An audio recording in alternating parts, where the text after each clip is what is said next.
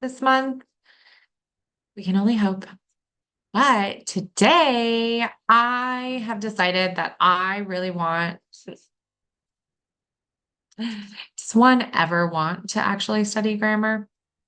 Actually, I have a much better relationship with grammar than I used to. So I'm really happy about that. And I think it's because I'm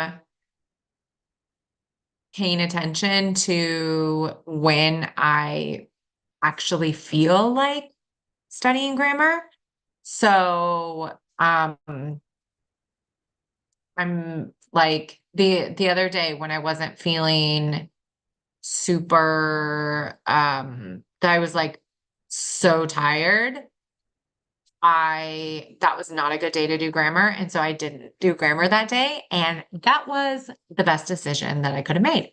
So today I'm feeling a little more peppy and awake and alert. So I said, I'm gonna give that grammar a try. And what I'm doing today is I am actually signed up for some different newsletters for both French and Spanish.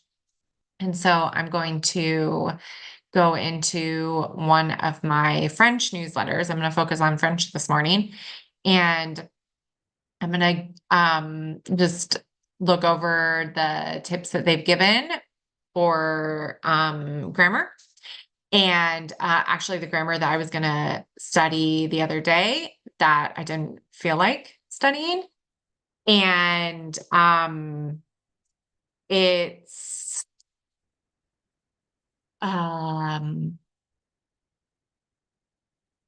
yeah, it's all in there. The links to the past is the grammar that I was looking at last week.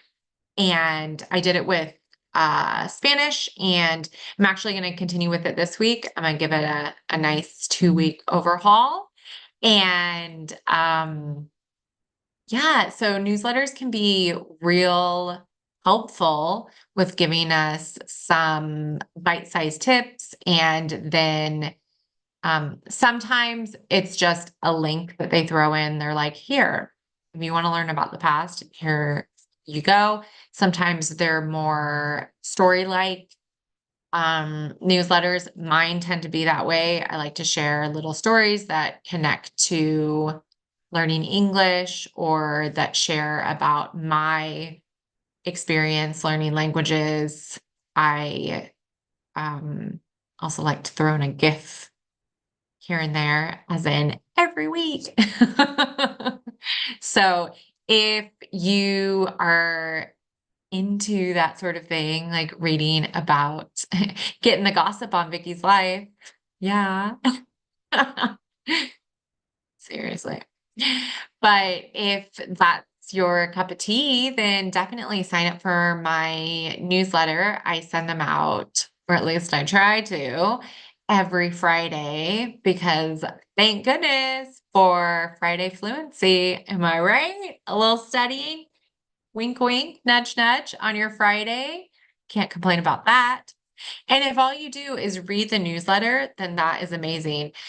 I have actually signed up for multiple letters in French and Spanish because sometimes people write in English for their newsletter. And as a beginner in French, that's fabulous. I understand everything just fine, seeing as that's my first language, good old English.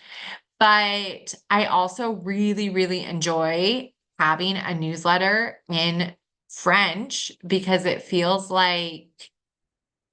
always feels really inviting to have the information coming in the language you're learning, as if somebody is trusting you enough to make that effort to understand what's going on. And I like that added challenge. I also find it is easier for me to read in French than it is to actually speak French at this point in my journey. Um, so with the Spanish, I'm the same way with the newsletters. I would actually at this point I would just do all my newsletters completely in Spanish if I found them. I have had a little more difficulty finding Spanish newsletters that are completely in Spanish, but I tend to do with Spanish rather than do like learning newsletters because they don't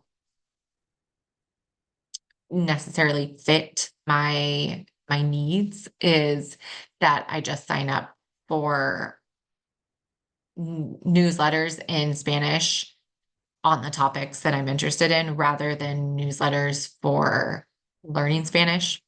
They tend to be in English, and I want my newsletter in Spanish for my Spanish. So, yeah, if any Spanish teachers are listening to me, send me some newsletters in Spanish.